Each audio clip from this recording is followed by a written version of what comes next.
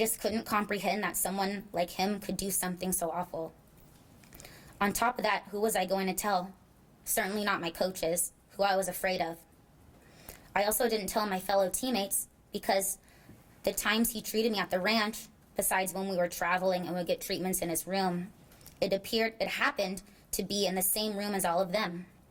A lounge where we would watch TV on a big couch and the treatment tables were behind it. I figured if he is doing this in front of my friends, it can't be that bad, right? Even the other trainer, Debbie Van Horn, who still now works for USA Gymnastics, would be in the room many of the times Larry abused me. If a trainer, a professional trainer, doesn't say anything about it, I should trust her. At least that's what I thought. In the midst of all these adults who I was scared of, Larry, you were the only one I trusted. In the end, you turned out to be the scariest monster of all. There's an eerie feeling as soon as you step foot onto the Karolyi Ranch. It is completely removed from all civilization. In the case of an emergency, the closest hospital is so far away, you need to be helicoptered there.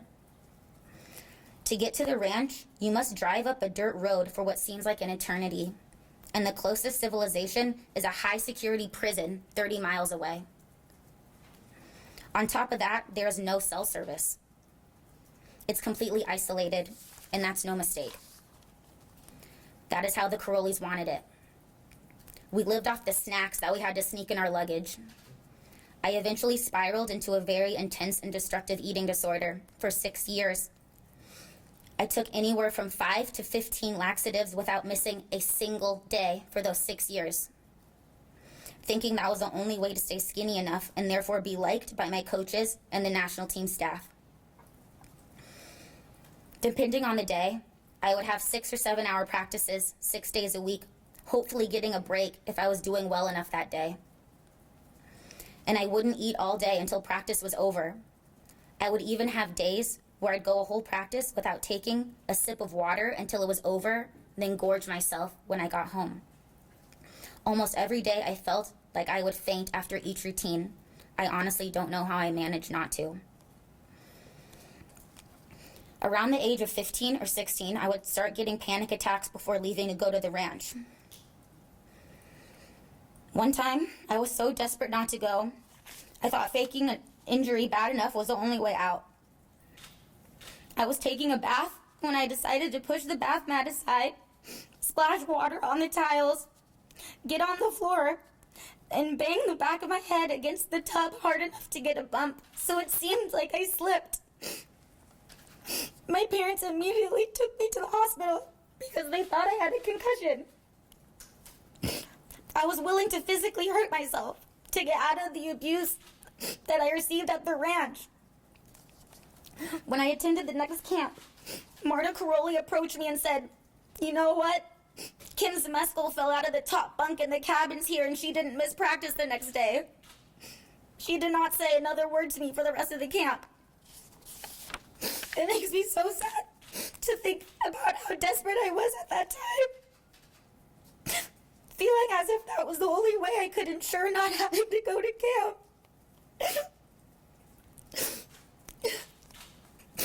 2010 World Championships was an extremely low point for me.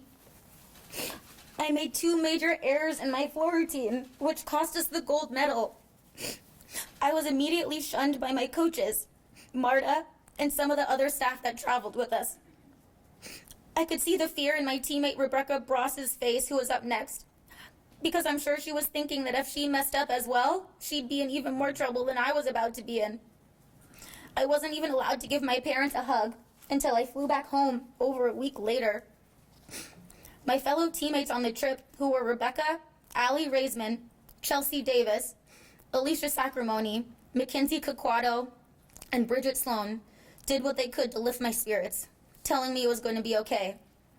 But that was not the case for many of the adults there. I had never felt so small and disposable in my life. I spiraled into a deep depression. It truly bothers me that one of the adults who treated me this way, making me feel completely invisible, is the new national team coordinator, Valeri Lukin.